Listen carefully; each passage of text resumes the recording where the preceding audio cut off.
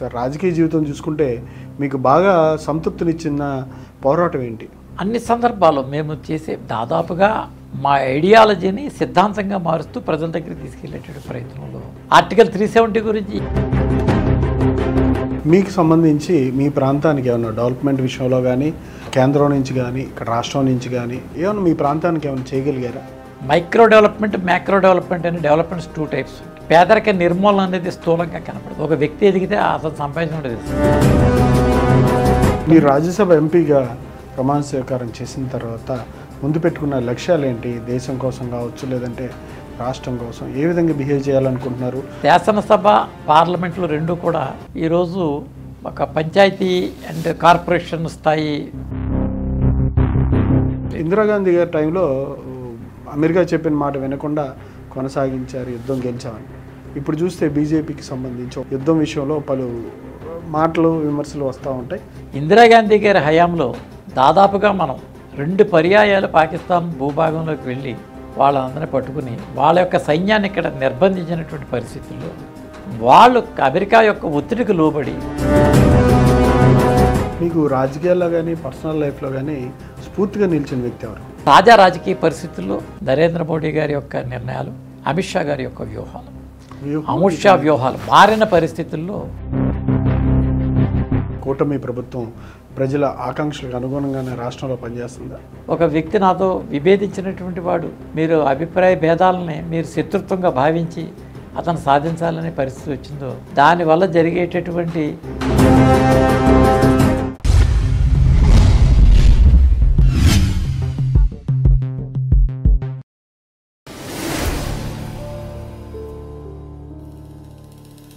నమస్కారం సత్యనారాయణ గారు. నమస్కారం సార్. మీరు బాబ్రీ మసీద్ కూల్చివేత ఘటనలో పాల్గొన్నారు? నేను వెళ్ళాను కానీ నన్ను ముందస్తు అరెస్ట్ చేశారు. అప్పటి 91లో ప్రివెంటివ్ డిటెన్షన్ యాక్ట్ కింద నన్ను ఆఫ్ చేసి అరెస్ట్ చేయడం జరిగింది. సార్ రాజకీయ జీవితం చూసుకుంటే మీకు బాగా సంతృప్తినిచ్చిన పోరాటం ఏంటి? అన్ని సందర్భాల్లో మేము చేసే దాదాపుగా మా ఐడియాలజీని సిద్ధాంతంగా మారుస్తూ ప్రజల దగ్గరికి తీసుకెళ్లేటువంటి ప్రయత్నంలో ఆర్టికల్ 370 గురించి ఎక్కడా చర్చ లేనటువంటి విషయంలో ఆ రోజుల్లో ప్రయత్నం చేస్తున్నప్పుడు అసలు ఆర్టికల్ 370 ఏంటి, దానివల్ల జరిగే నష్టం ఏంటి, ఆ రోజు ఉన్నటువంటి మీడియాలు కానీ ఆనాడు ఉన్నటువంటి సామాజిక స్పృహ కానీ దక్షిణ భారతదేశంలో దానికి గుడ్డేటటువంటి ప్రమాదం కానీ దేశ ఐక్యతకి భంగపరిచే అంశాల మీద కానీ సరైనటువంటి అవగాహన లేనటువంటి రోజులై చాలా తక్కువ మంది ప్రజలకే దీనికి సంబంధించినటువంటి అంశాలను సృజించేటటువంటి అవకాశం ఉండేది. దీని మీద నేషనల్ మీడియాస్ లేవు ఆ రోజుల్లో. వార్తాపత్రికలు బహు పరిమితంగా ఉండేవి. ఏ ఎడిటోరియల్స్ వచ్చినా దాన్ని చదివేటటువంటి సంఖ్య కూడా తక్కువ. అంటే అక్షరాస్యత లేకపోవడం, సాంకేతిక లోపం, అవగాహన రాహిత్యం ఇవన్నీ వల్ల ఈ రకమైన ఇబ్బందులు ఉన్న సందర్భంలో పార్టీ ఒక బాధ్యతాయుతమైనటువంటి పార్టీ, ఈ దేశం దేహంతో సమానం, ఏ ప్రాంతాన్ని మేము కోల్పోయేటటువంటి పరిస్థితి లేదు కాబట్టి దేహం మొక్కలైన దేశాన్ని మొక్కలు కానివ్వమని చెప్పి ఈ అఖిల భారత విద్యార్థి పరిషత్ తీసుకున్నటువంటి ఈ స్లోగన్స్, వీటి మీద మేము చేసినటువంటి పోరాటాలు, దాని ద్వారా సమాజం జాగృతి అవ్వటం, ఆ జాగృతి అయిందే దాన్ని సమాజం ఆమోదం పొందటం, ఆ ఆమోదం పొందిందే ప్రజాస్వామ్యబద్ధంగా ఈనాడు మాకు ఓట్ల రూపంలో అధికారాన్ని అప్పచెప్పడం. ఈ అప్పచెప్పిన కారణంగానే ఈ 10 సంవత్సరాల కాలంలో అనేక రకాలైనటువంటి విప్లవాత్మకమైనటువంటి అంశాలన్నీ కూడా చేయడం, ఇవన్నీ కూడా మాకు తృప్తిని ఇస్తూనే ఉన్నాయి. అన్నింటిలో మీకు సంబంధించి మీ ప్రాంతానికి ఏమైనా డెవలప్మెంట్ విషయంలో కానీ కేంద్రం నుంచి కానీ ఇక్కడ రాష్ట్రం నుంచి కానీ లేదంటే కూటమిగా ఏర్పడి గతంలో కూడా పనిచేశారు, అప్పుడు కూడా అధికారం ఉంది, ఏమైనా మీ ప్రాంతానికి ఏమైనా చేయగలిగారా డెవలప్మెంట్ విషయంలో? మైక్రో డెవలప్మెంట్, మ్యాక్రో డెవలప్మెంట్ అనే డెవలప్మెంట్స్ 2 టైప్స్ ఉంటాయి. పేదరిక నిర్మూలన అనేది స్థూలంగా కనపడదు. ఒక వ్యక్తి ఎదిగితే అతను సంపాదించడం తెలుసు. ఈనాడు ఈ 10 సంవత్సరాల కాలంలో ఎప్పుడు కూడా మీకు దాదాపుగా మీకు వచ్చేటటువంటి పరిస్థితి ఒకసారి మీరు విశ్లేషించి చూసినటువంటి మీ దగ్గర ఉన్నటువంటి వాస్తవాలు ఏంటంటే, ఒకప్పుడు ఫోను ఇది కాస్ట్లీస్ట్ అఫైర్. వాజ్పేయి గారు రానంత వరకు కూడా ఫోను ఎంపీ దగ్గర నుంచి లెటర్ తెచ్చుకోవాలి. గ్యాస్ స్టవ్ కావాలితే ఎంపీ దగ్గరికి వెళ్ళి లెటర్ తెచ్చుకోవాలి. అందరికీ లభ్యమయ్యే పరిస్థితి కాదు. ఏసీ చాలా ఖరీదైనటువంటి అంశం, కొనుగోలు శక్తి లేదు, పేదరికం గణనీయంగా ఉంది. ఈ 10 సంవత్సరాల కాలంలో భారతదేశంలో సగటు వ్యక్తి 2 ఫోన్లు 3 ఫోన్లు మెయింటైన్ చేస్తున్నాడు. కనీసం మోటార్ సైకిల్ యొక్క సంఖ్య కానీ, వాహనాల యొక్క సంఖ్య కానీ, జీవన ప్రమాణాలు పెరగడం కానీ, అనేక రకాలైనటువంటి విద్యలు అభ్యసించేటటువంటి ఎస్సీ, ఎస్టీ, బీసీ అణగారిన వర్గాలు కానీ, ఇవన్నీ పరిశీలన చేసినప్పుడు ఇదంతా కూడా అభివృద్ధిలో జరుగుతున్నటువంటి భాగమే. అయితే ఇది ఇంతకుముందు లేదా అనేటటువంటి పరిస్థితి వస్తుంది. ఖచ్చితంగా ఉంది. అంతకుముందు కూడా సంపద ఉంది, వ్యక్తుల దగ్గర సంపద ఉంది, వ్యవస్థలు బలహీనపడ్డాయి, వ్యక్తులు వ్యవస్థలు శాసించారు. ఇవాళ వ్యవస్థలు బలపడ్డాయి, వ్యక్తుల యొక్క ప్రాబల్యం తగ్గింది. మాకు 14,35,000 కోట్ల రూపాయల బడ్జెట్ని 2014 ఎన్నికల్లో మన్మోహన్ సింగ్ గారు బడ్జెట్ని ప్రవేశపెట్టి వెళ్ళిపోవడం జరిగింది. 2015 నుంచి ఆపరేట్ చేస్తే ఇవాళ 2025 స్వాతంత్రం వచ్చిన నాటి నుంచి 2015 దాకా 14,35,000 కోట్లు ఉంటే కేవలం 10 సంవత్సరాల్లో 50,20,000 కోట్లకి ఈ బడ్జెట్ని తీసుకెళ్ళగలిగాం. ఈ డబ్బు నరేంద్ర మోడీ గారి జేబులోది కాదు, అమిత్ షా గారి వారి యొక్క కుటుంబానికి చెందింది కాదు. ఈ వ్యవస్థలో వ్యక్తుల దగ్గర ఉన్నటువంటి డబ్బు వ్యవస్థలోకి తీసుకురాగలిగాం. వ్యవస్థలు బలపడ్డాయి. వ్యవస్థ బలపడింది కాబట్టి ఈరోజు మీరు ఇన్ఫ్రాస్ట్రక్చరల్ డెవలప్మెంట్, క్యాపిటల్ ఇన్వెస్ట్మెంట్ 12 లక్షల కోట్లకి వెళ్ళింది. నిరుద్యోగ ఉపాధులన్నీ కూడా గణనీయంగా పెరుగుతూ ఉన్నాయి. కేవలం ప్రభుత్వ రంగ సంస్థలోనే ఉద్యోగాల కోసం ఆశించట్లే, అనేక రకాలైనటువంటి రంగాల్లో పెను మార్పులు వచ్చినాయి. కాబట్టి పేదరికం గణనీయంగా తగ్గింది. ఇవన్నీ కూడా పెరగడం జరిగింది. ఇవాళ రక్షణ రంగం కానీ, వైద్య రంగం కానీ, ఉపాధి రంగం కానీ ఇవన్నీ కూడా గణనీయంగా పెరిగి క్వాలిటీ ఆఫ్ లైఫ్ పెరుగుతుంది. అన్ని రకాలుగా కూడా పెరిగాం. ఓకే, మీ ప్రాంతానికి స్పెసిఫికేషన్గా ట్రై చేశారా? మా ప్రాంతం అనేటటువంటి విషయం వస్తే దేశంలో భాగమే ప్రాంతం. ప్రాంతంలో సూక్ష్మంగా చూసినప్పుడు ఈ ప్రాంతం వ్యవసాయ ఆధారిత ప్రాంతం. వ్యవసాయం వచ్చేసరికి అది రాష్ట్రానికి చెందిన సబ్జెక్ట్. కేంద్రం కేవలం మినిమం సపోర్ట్ ప్రైస్ డిక్లేర్ చేస్తుంది, ప్రొక్యూర్మెంట్ కూడా ఇండైరెక్ట్ ప్రాసెస్లో ఉంటుంది. కాబట్టి వ్యవసాయ ఆధారిత రాష్ట్రంలో వినూతనంగా ఆలోచన చేయాల్సిన అవసరం ఉంది. ఆ వినూతనంగా ఆలోచించేటువంటి ప్రక్రియలో అనుకోని పరిస్థితి గ్రీన్ రెవల్యూషన్ నుంచి బ్లూ రెవల్యూషన్ టర్న్ అయ్యే రోజు రొయ్య చేప యొక్క ఎగుమతులు గణనీయంగా పెరిగినాయి. విదేశీ మార్గద్రవ్యం కొన్ని వేల కోట్ల రూపాయలు ఈ ప్రాంతానికి రావడం జరిగింది. కాబట్టి ఈ ప్రాంతాన్ని అభివృద్ధి చేయడానికి ఆ విదేశీ మార్గద్రవ్యం ద్వారా మేము ఏర్పాటు చేయాల్సిన అవసరం ఉంది. ఈ వ్యవస్థలు ఏదైతే ఉన్నదో దాన్ని మెయింటైన్ చేయడం కోసం, ఆ ఉన్నటువంటి దానికోసం అందించేటటువంటి ఆర్థిక వనరులు, దానికి కావలసినటువంటి మౌలిక సదుపాయాలు కల్పించేటటువంటి బాధ్యత ప్రభుత్వం స్వీకరించాలి. కాబట్టి రాష్ట్ర ప్రభుత్వం ఈ ఉన్నటువంటి ఈ తెలుగుదేశం జనసేనలతో కలిపి భారతీయ జనతా పార్టీ తన యొక్క ఆలోచనని ఎదరికి తీసుకెళ్లే ప్రయత్నం ఉంటుంది. మీరు రాజ్యసభ ఎంపీగా ప్రమాణ స్వీకారం చేసిన తర్వాత ముందు పెట్టుకున్న లక్ష్యాలు ఏంటి? దేశం కోసం కావచ్చు, లేదంటే రాష్ట్రం కోసం ఏ విధంగా బిహేవ్ చేయాలనుకుంటున్నారు? ఏ అంశాల మీద క్లారిటీ తీసుకొచ్చి ఆ అంశాలను సాధించాలనుకుంటున్నారు? చాలా సున్నితమైన ప్రశ్న. శాసనసభ పార్లమెంట్లు రెండు కూడా ఈరోజు ఒక పంచాయతీ అండ్ కార్పొరేషన్ స్థాయి సమావేశాలుగా నిర్వహింపబడుతున్నాయి. శాసనసభలో శాసనాల మీద డిబేట్ జరగాలి తప్ప మా ఊరికి రోడ్డు కానీ, మా ఊరిలో ఒక డ్రైన్ కానీ దీని గురించి మాట్లాడేది కాదు. ఈ రాష్ట్రంలో రోడ్లు, రహదారుల గురించి దానికోసం కావాల్సిన పరిస్థితి. స్థూల ఆలోచనతోటి నిర్వహించే సభలో సూక్ష్మ దృష్టికి రావటం వల్ల ఒక పంచాయతీలో, ఒక మున్సిపాలిటీలో జరిగేటటువంటి చర్చలు లాంటివే జరుగుతూ ఉన్నాయి తప్ప శాసనాల మీద ఈ రాష్ట్ర చర్చ జరగటం లేదు.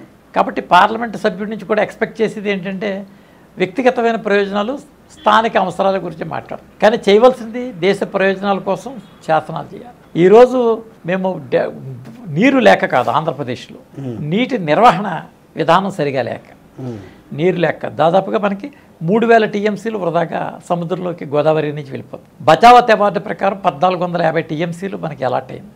ఈ రోజు వరకు 500 టీఎంసీలు మించి మనం వాడుకోలేదు. అనేక చిన్న ప్రాజెక్టులు నిర్మాణాల మీద పట్టించుకోలేదు. అనేక ప్రాంతాలని మరి సాగులోకి తీసుకురాలేదు. ఈ భూసార పరీక్షలు నిర్వహించి ఆర్థికాభివృద్ధికి ఈ ప్రాంతంలో సాంప్రదాయ వ్యవసాయం సాగిస్తున్నాం తప్ప వినూతన పద్ధతిలో వ్యవసాయం సాధించటం లేదు.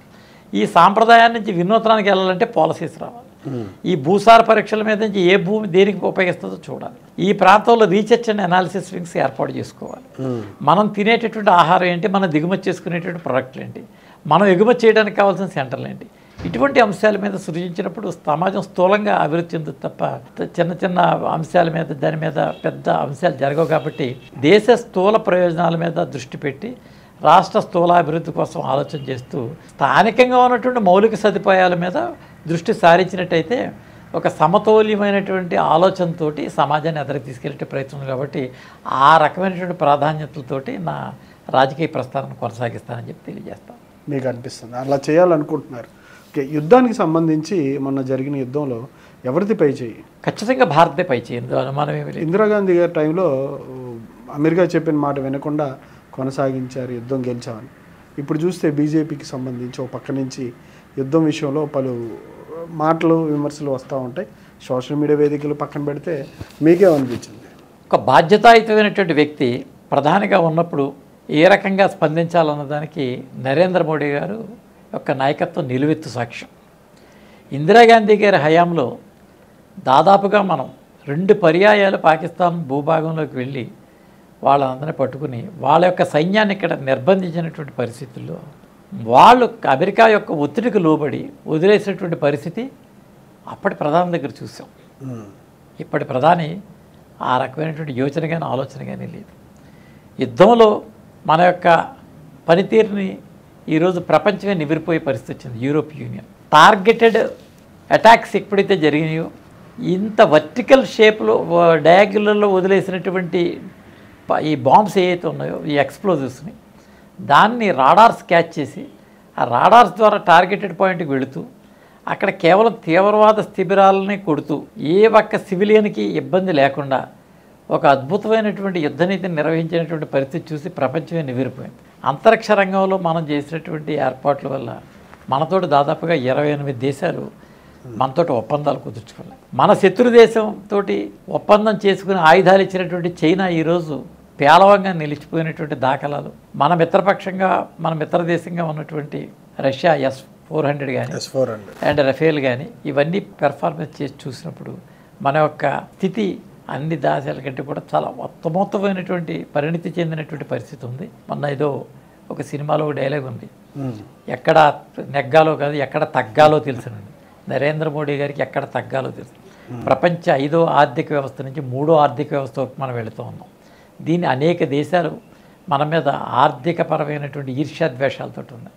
యుద్ధం కొనసాగించడం, ఆధిపత్యం చూపించడం, మన లక్ష్యాలు ఛేదించడంతో పాటు ఈ వ్యవస్థను కాపాడేటటువంటి పరిస్థితి కూడా కావాలి. దాదాపుగా ఇందాక మీకు చెప్పాను నేను 14 లక్షల కోట్ల నుంచి 50 లక్షలు తీసుకుంటాం, దీన్ని ఇంకా పెడతాం, ఇంకా పెంచుతాం. ఇటువంటి పరిస్థితుల్లో యుద్ధం చర్యలు ఎలా తీసుకోవాలి, దాన్ని ఏం చేయాలనే దాని మీద ఆయనకి సంపూర్ణమైనటువంటి అవగాహన ఉంది. భారతీయ జనతా పార్టీ యొక్క ఆలోచనని అన్ని మిగిలిన ఎన్డీఏ పక్షాలన్నీ కూడా స్వాగతిస్తున్నాయి. ఖచ్చితంగా ఆ దిశగా జరిగేటటువంటి ఈ ప్రయత్నంలో ఖచ్చితంగా మనదే పై చేయి. కాబట్టి మనం కూడా చాలా స్పష్టంగా చెప్పాం, war is passed, it was not closed, it was passed. If at all talks continuous and we deal only with Pak occupied Kashmir, just liberating of Pak occupied Kashmir. ఇంక రెండో అంశమే లేదు దాని మీద. అంత స్పష్టమైనటువంటి విషయాలు మనం ఇచ్చాం.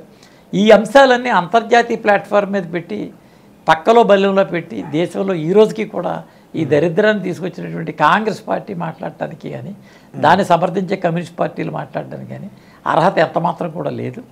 వారు ఇంకా తన తప్పులు సవరించుకుని వారు రాజకీయ తీర్మానాల ద్వారా క్షమాపణలు చెప్పి వారు తిరిగి ఈ దేశ హితం కోసం ఈ ఏకోన్ముఖులై వారు కనుక సంపూర్ణ మద్దతు తెలియజేస్తే ఆ మిగిలిన గౌరవం దక్కుద్ది అనేది నా యొక్క అభిప్రాయం. మీకు రాజకీయాల్లో కానీ పర్సనల్ లైఫ్లో కానీ స్ఫూర్తిగా నిలిచిన వ్యక్తి ఎవరు? డెఫినెట్గా నాకు పర్సనల్ రాజకీయాల్లో నన్ను బాగా ఇన్స్పైర్ చేసింది ఇద్దరే వ్యక్తులు. శ్యామప్రసాద్ ముఖర్జీ గారి యొక్క జీవిత చరిత్ర నాకు బాగా నచ్చింది. దీన్ దయాళ్ ఉపాధ్యాయ గారి యొక్క ఆయన విధానం నాకు బాగా 1-2 సార్లు ఉంటుంది. నేను బాగా ఆకర్షితుడైన వ్యక్తి అటల్ బిహారీ వాజ్పేయి గారు. అయితే ఇప్పుడు తాజా రాజకీయ పరిస్థితుల్లో నరేంద్ర మోడీ గారి యొక్క నిర్ణయాలు, అమిత్ షా గారి యొక్క వ్యూహాలు, అమిత్ షా వ్యూహాలు మారిన పరిస్థితుల్లో ఒకనాటి పరిస్థితికి ఈనాటి పరిస్థితికి మారిన పరిస్థితుల్లో తన యొక్క ఆలోచన మార్చుకోకపోతే మనిషి కోసం బ్రతికించి ఉపయోగపడే ఔషధం కూడా విషంగా మారే ప్రమాదం ఉంటుంది. కాబట్టి మారిన పరిస్థితులను ఆకలింపు చేసుకుని ఈ వర్తమాన స్థితుల్లో అధికారాన్ని నిలబెడుతూ దేశహితం కోసం అనేక సందర్భాల్లో మమ్మల్ని విమర్శిస్తూ ఉంటారు, అలా చేశారు అలా చేశారు. దేశహితం కోసం చేసేటటువంటి ఈ నిర్ణయాల్లో చొరవ తీసుకోకపోతే అధర్మాన్ని ప్రతిఘటించాల్సినప్పుడు కొన్ని సందర్భాల్లో అధర్మంగా వెళ్ళి ఆ ధర్మాన్ని ప్రతిష్ఠించాలి, ధర్మాన్ని నిలవాలి. అధర్మాన్ని అడ్డుకోవాలంటే కొన్ని సందర్భాల్లో అధర్మం అల్టిమేట్గా ఎక్కడ సక్సెస్ అవుతామంటే దేశ హితం కోసం పనిచేస్తున్నామో వ్యక్తి మన కోసం పనిచేస్తున్నాం అన్న పాయింట్ ఉంటుంది. కాబట్టి దేశ హితం కోసం జరిగేటటువంటి ఈ ప్రయత్నంలో అందున ఈ తరాల మధ్యలో మా అదృష్టం ఈ తరాలు ఈ శకంతో కలిసి పనిచేయటం నాకు ఒక కూడిరానటువంటి అదృష్టం అని చెప్పి మీరు భావిస్తూ ఉన్నారు. అంటే మీకు ఎంతవరకు చదువుకున్నారు? లాలో కూడా మీ ప్రస్థానం ఉంది, లాయర్గా కూడా అడ్వకేట్గా కూడా సేవలు అందించారు. అటువైపు ఎందుకు వెళ్ళాలనుకున్నారు? ఎంఏ కదా, ఎంఏ వరకు చదివారు. అటువైపు వెళ్ళాలని ఎందుకు అనిపించింది? దాంట్లో మీ అభిరుచి ఏంటి? నాకు విషయాన్ని కొంచెం తర్కించి చూసేటటువంటి ఒక లక్షణం నాకు చిన్నతనం నుంచి ఉండటం. అవును, మేము ఆ తర్కించే విషయాల మీద లోతుగా అధ్యయనం చేయడం కూడా నాకు రెండో అంశం ఉంటుంది. ఈ రెండిట్లకి మన వాదనకి చట్టబద్ధత ఉందా లేదని చూసేటటువంటి పరిస్థితి. ఈ చట్టబద్ధత కోసం చూసేటటువంటి పరిస్థితిలో చట్టం మీద అవగాహన ఉంటే తప్ప దాని మీద కొంత మనం రియాలిటీకి వెళ్ళేటువంటి అవకాశం లేదు. కాబట్టి నేను లాయర్గా నా యొక్క బిఎల్ కూడా పూర్తి చేయడం జరిగింది. పార్టీలో కూడా నేను మా పార్టీ రాష్ట్ర పార్టీ తరఫున అతి కీలకమైనటువంటి విషయాల మీద నేను కమిషన్స్కి నేనే హాజరవుతాను. మా పార్టీలో కీలకమైన విషయాలు చట్టానికి సంబంధించి వచ్చినప్పుడు ఏ రాష్ట్ర అధ్యక్షులు ఉన్నా సరే ఆ బాధ్యత నాకే అప్పచెప్తారు. ప్రస్తుతం కూడా నేను ఆంధ్రప్రదేశ్ లీగల్ సెల్కి కన్వీనర్గా ఉన్నాను. దాన్ని నేను ఇన్ఛార్జిగా చేస్తున్నాను. ఆర్టీఐ సెల్కి నేనే చేస్తున్నాను, లీగల్ సెల్కి నేను చేస్తున్నాను, ప్రొఫెషనల్ సెల్కి నేను చేస్తున్నాను, టీచర్ సెల్కి నేను చేస్తున్నాను. 4 కీలకమైన కీలకమైన సెల్స్కి కూడా నేనే ఇన్ఛార్జిగా పనిచేస్తాను. దీనితో ఎలక్షన్ కమిషన్ దగ్గర పిటిషన్స్ ఫైల్ చేయాలన్నా, ఎన్నికల కమిషన్ యొక్క విధానం దగ్గరికి వెళ్ళాలన్నా నేనే పెడుతూ ఉంటాను.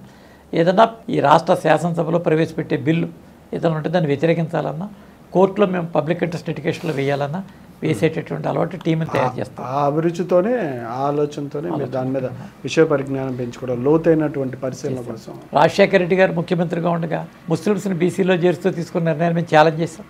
హైకోర్టులో గెలిచాం, రివిజన్ బెంచ్లో గెలిచాం, సుప్రీంకోర్టులో గెలిచాం. కాబట్టి మేము ఎప్పుడు కూడా లీగల్ బ్యాట్లు ఓ పక్క నడుపుతూ ఉంటాం. ముస్లింల మీద మీ ఒపీనియన్? భారతదేశంలో ఉన్నటువంటి ముస్లిమ్స్ భారతీయ ముస్లింలుగా ఉండాలనేది కోరుకుంటాం. భారతదేశంలో ఉన్న క్రైస్తవులు భారతీయ క్రైస్తవులుగా ఉండాలని కోరుకుంటాం. దేశభక్తి లేనటువంటి హిందూ అయినా సరే క్షమించడానికి వీల్లేదు. కాబట్టి ఇక్కడ దేశమే ప్రధానం. Nation first, religion second, personal last, politics తర్వాత అల్టిమేట్గా వస్తుంది. కాబట్టి దేశ హితం కోరేటటువంటి వ్యక్తులు మనం శ్లాఘించవలసిన అవసరం ఉంది. మనం అబ్దుల్ కలాం గారు లాంటి నిరుపమాన దేశభక్తుడు, అట్టి గొప్ప వ్యక్తి ఉన్నాడు కాబట్టి ఈరోజు మనంతా ధైర్యంగా ఇక్కడ ఉండగలిగాం. మనకి మిసైల్ టెక్నాలజీ అందించి ఈరోజు గర్వంగా మనం నిలబడటానికి ముస్లిమే కారకుడు. కానీ అతను ముస్లింగా మనం చూడం. ఆయన ఒక భారత జాతి ముద్దుబిడ్డ, ఒక జార్జ్ ఫెర్నాండెస్, ఒక రక్షణ, ఒక క్రిస్టియన్గా చూడం. ఆయన ఈ దేశానికి ఒక గొప్ప దేశభక్తుడే. ఇటువంటి వ్యక్తులు స్ఫూర్తిగా తీసుకుని నిలబడాలి తప్ప దేశ హితానికి వ్యతిరేకంగా పనిచేసేటువంటి వ్యక్తులను మతం ఆధారంగా దాన్ని ప్రామాణికంగా తీయం. అట్టి వ్యక్తి హిందూ అయినా సరే క్షమించడానికి వీల్లేదు. దేశద్రోహి అయినా సరే క్షమించడానికి క్షమించరాదు. వాడు దేశ హితమా, మతం ఎంతవరకు ఉండాలంటే మతం అనేది నీ వ్యక్తిగతమైన అభిమతం, అది ఎవరి ఇష్టాలు వాళ్ళకి ఉంటుంది, దాన్ని వ్యతిరేకించే పరిస్థితిగా. కానీ మతం ముసుగులో నువ్వు ఛాందసవాదిగా మారేటటువంటి ప్రయత్నం చేయడం, అది ఫెనటిజం, హిందూ ఫెనటిజంగా ఉండకూడదు, ఇస్లాం ఫెనటిజంగా ఉండకూడదు, క్రిస్టియన్ ఫెనటిజంగా ఉండకూడదు. You should be loyal to the nation. అంతే అంటారు. Patriotism should be there. మీ విద్యాభ్యాసం ఎక్కడ జరిగింది? మీ కుటుంబ నేపథ్యం ఏంటి? తల్లిదండ్రులు ఏం చేస్తూ ఉండేవాళ్ళు? గతంలో ఎవరైనా రాజకీయాల వైపు ఎవరైనా ఉన్నారా? మా తండ్రి గారు సాధారణ వ్యవసాయ కూలీ. మేము గీత కార్మిక కుటుంబానికి చెందినవాడు. మా తండ్రి గారు కళ్ళు సేకరించి అమ్మేటటువంటి స్థితి నుంచి ఆయన ప్రాంతం నుంచి భీమవరం రావటం, ఇక్కడ బొగ్గు బస్సుల్లో వారు పనిచేయటం, ఆ బొగ్గు బస్సులకి తర్వాత వారు అంచెలంచెలుగా ఎదుగుతూ ట్రాన్స్పోర్ట్ రంగంలో ఎదరికొచ్చి పెరగడం జరిగింది. మా తల్లిగారు కూడా 2వ తరగతి చదివారు. చదువు లేదు, మాకు ఆర్థిక స్థితి లేదు, ఒక సామాన్యమైన కుటుంబం నుంచి ఎదిగాం. అయితే నా అదృష్టం నేను పుట్టేటప్పటికి అన్ని వనరులు సమకూరేటటువంటి పరిస్థితి వచ్చింది, మేము ఎదగడం జరిగింది. నేను చదువు నా అప్ టు 10th క్లాస్ వరకు నేను క్రిస్టియన్ మిషనరీలో చదివాను. సెయింట్ మేరీస్ అనే స్కూల్లో ఒకటి, గన్నవరంలో విఎస్ఎస్టీ సెయింట్ జోన్స్ హైయర్ సెకండరీ స్కూల్లో కూడా 1 సంవత్సరం చదవటం జరిగింది. మా తండ్రి గారు 13వ ఏటన కాలం చేయడంతో నేను మళ్ళీ తిరిగి భీమవరం వచ్చి ఇక్కడ కొనసాగించాను. నా విద్యాభ్యాసం అంతా కూడా డిఎన్ఆర్ కాలేజీలోనే, ఇంటర్మీడియట్, అదే రకంగా డిగ్రీ 1 సంవత్సరం కేజీఆర్ఎల్ కాలేజీ అని అక్కడ చేశాను. మళ్ళీ తిరిగి డిఎన్ఆర్లో బిఏ పూర్తి చేసి ఎంఏ కూడా సోషల్ వర్క్ ఇక్కడ చేశాను. దాని తర్వాత 1 సంవత్సరం మెడ్రాస్లో చేసి మళ్ళీ ఆంధ్ర యూనివర్సిటీలో లా సెట్ రాసి ఏలూరు సిఆర్రెడ్డి కాలేజీలో నేను లా పూర్తి చేశాను. లా పూర్తి చేసి నేను కొనసాగాను. ఇది నా విద్యకు సంబంధించిన విషయం. మీ రాజకీయ లక్ష్యం ఏంటి? రాజకీయ లక్ష్యం వ్యక్తిగతమైనటువంటి లక్ష్యంతో మేము ఆశించినటువంటి ఫలితం కాదు. కానీ లక్ష్యం అంటే లక్ష్యం సిద్ధించినట్టు.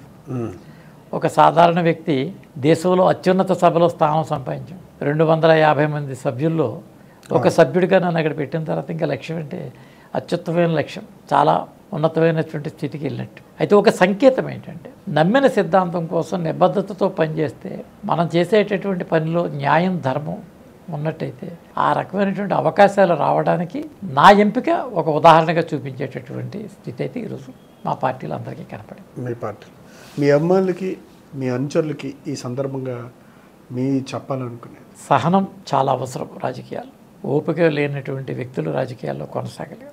2 మనసుకు నచ్చి పనిచేయాలి తప్ప పరిస్థితుల ప్రభావాలు బట్టి మనసును వదిలేయకూడదు. అనేక పార్టీలు ఉద్వెత్తులు వస్తూ ఉంటాయి వెళుతూ ఉంటాయి. ఆ ఉవ్వెత్తు తరంగాలను చూసి మనసు జారిపోయే పరిస్థితి ఉంటుంది. సిద్ధాంతం పట్ల నిబద్ధతను పెంచుకునే ప్రయత్నం చేయాలి.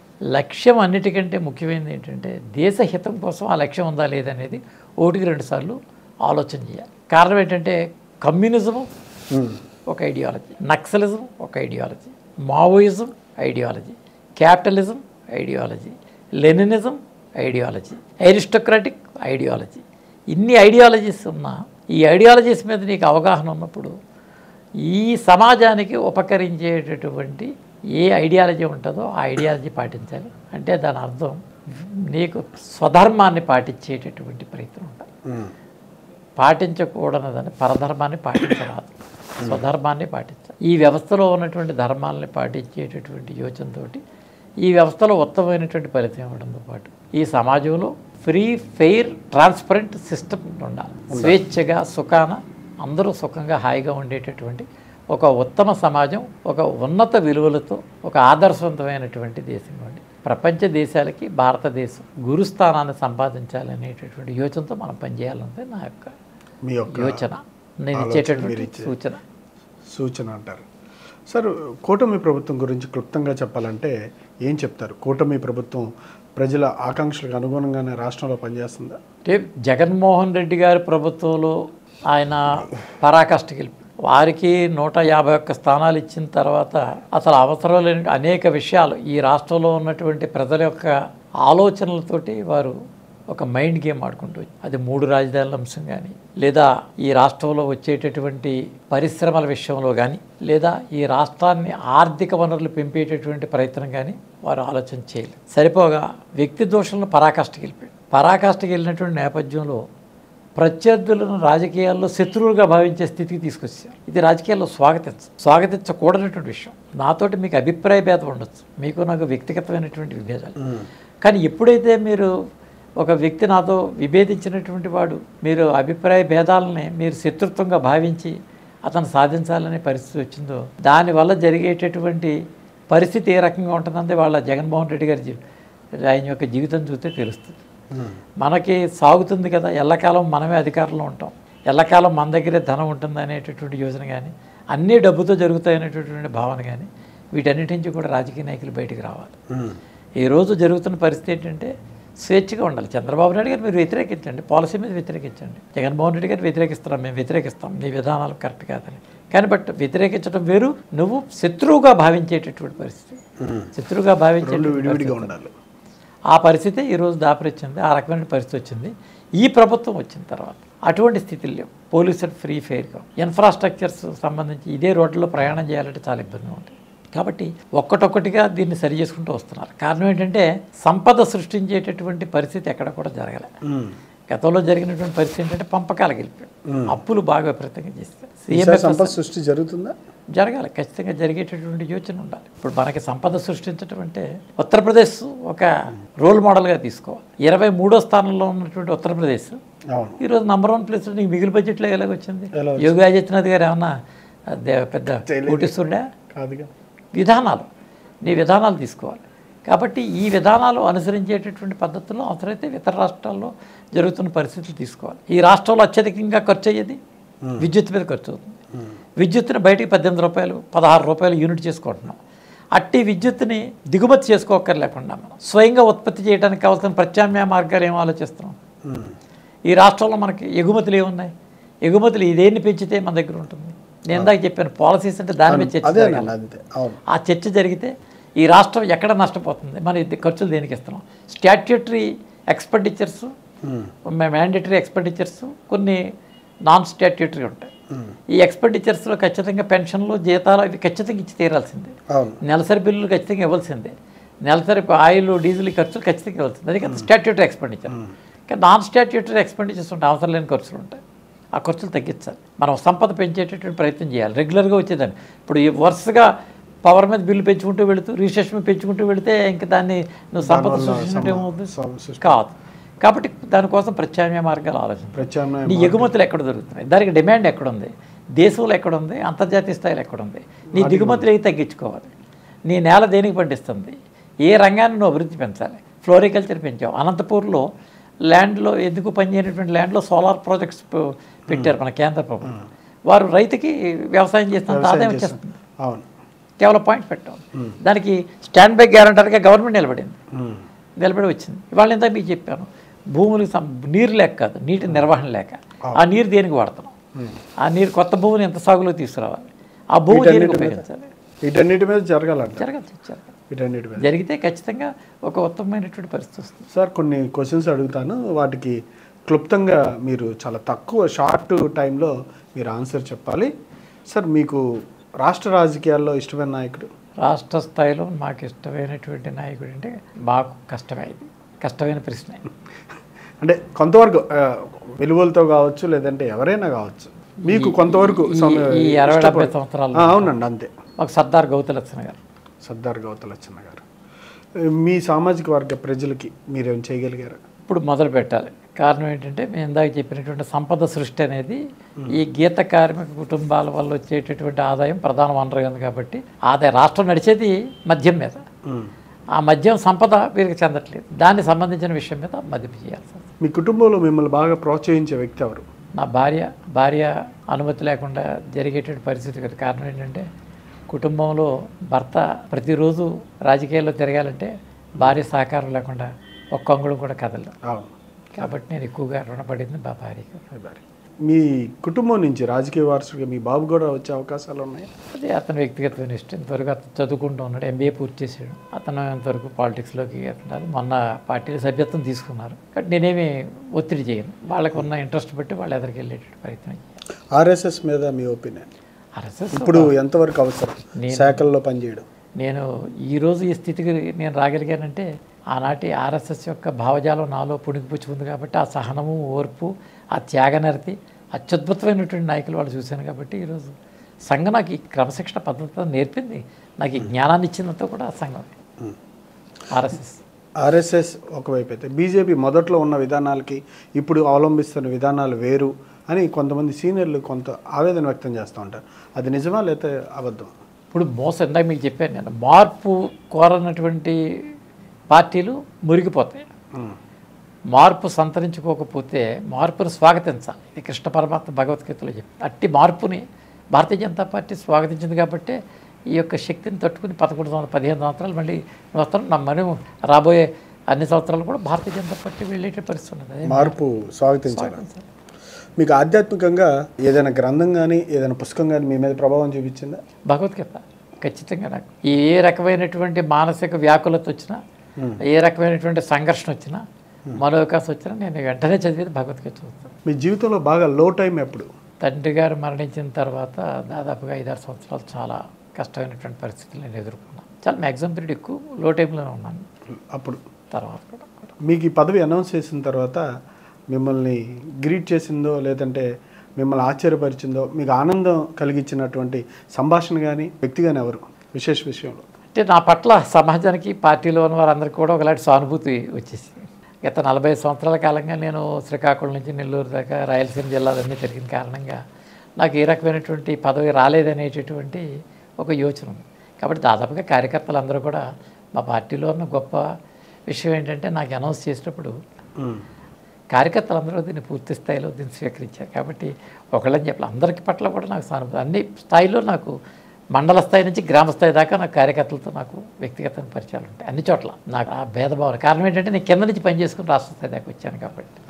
కాబట్టి అందరూ నాకు ఆ రకమైన పలకరింపులు, సంఘీభావం తెలియపరిచారు. మీ పదవి పట్ల అసూయపడ్డ వ్యక్తులు కానీ గురించి? కేంద్ర భారతీయ జనతా పార్టీ ఆంధ్రప్రదేశ్ రాష్ట్రానికి ఖాళీ అయిన రాజ్యసభ స్థానాన్ని పేరు ప్రతిపాదించినప్పుడు ఈ రాష్ట్రంలో వండుకున్నటువంటి రాష్ట్రాధ్యక్షుల్లాగా అయితే 3 పార్లమెంట్ సభ్యులు, 8 ఎమ్మెల్యేలు, అందులో మంత్రి గారు, 4 ప్రధాన కార్యదర్శులు, అందరూ కూడా ఒక్క పేరుని ప్రతిపాదించడం ఏదైతే ఉన్నదో అది నా జీవితంలో నేను ఎన్నటికీ మర్చిపోలేనటువంటి ఒక అత్యద్భుతమైనటువంటి గొప్ప సంఘటన. ఇది రాజకీయాల్లో సాధ్యం కాదు, దుర్లభం, అన్నితర సాధ్యం అని కూడా అంటాను నేను. ఇంకో పార్టీలో కూడా జరగదు. ఖచ్చితంగా 2 పేర్లు చెప్తారు, లేదా దానికోసం పైరువీలు చేస్తారు. కానీ ఒక్క పేరు చెప్పి ఇందరు మనసులు నేను గెలుచుకునేటటువంటి అవకాశం ఆ భగవంతుడు నాకు కల్పించడం, ఒకే పేరు చెప్పడం అనేది నేను నిజంగా జీవితంలో మర్చిపోలేను. ఇది నాకు ప్రధానమంత్రి పదవి ఇచ్చిన దానికంటే కూడా చాలా గొప్పదిగా నేను భావిస్తున్నాను. కొన్ని కోట్లు గడించినా కూడా సంపాదించుకోలేనటువంటి అభిమానాన్ని సంపాదించుకోవడమే నేను చేసే గొప్ప ఉద్దేశం. మోడీ గారితో ఎట్లాంటి అనుబంధం గతం వరకు ఉంది, ఎట్లాంటి అనుబంధం రావాలని ఆశిస్తూ ఉన్నారు? వ్యక్తిగతమైనటువంటి అనుబంధాలతోటి ఈ వ్యవస్థలో మనం పనిచేసే పని లేదు. వారు తీసుకునే నిర్ణయాలు వారి సొంతం కూడా కావు. నేను చేసే పని వారితో సంబంధాలు ఏర్పాటు చేసుకోవడం కూడా కాదు. ఆయన ఉద్దేశం భారతదేశాన్ని విశ్వగురువుగా నిలబెట్టాలని. అందులో చంద్రుడికి నూలుపోగులా నా వంతు సాయం నేను చేయడమే మాకు ఉన్నటువంటి పరిస్థితి. మాకు పార్టీ అప్పచెప్పే పనిని నేను పూర్తి చేసి వెళ్ళడమే నాకు. గతంలో రాజకీయాలు అంటే ఒక సేవా గుణంతో రాజకీయాల్లోకి రావడం, లేదా కుటుంబ పరంగా వారసత్వంగా వచ్చేవాళ్ళు. ఇప్పుడు రాజకీయాలు అంటే ఆ థియరీ కానీ ఆ ఈక్వేషన్ మారిపోయింది.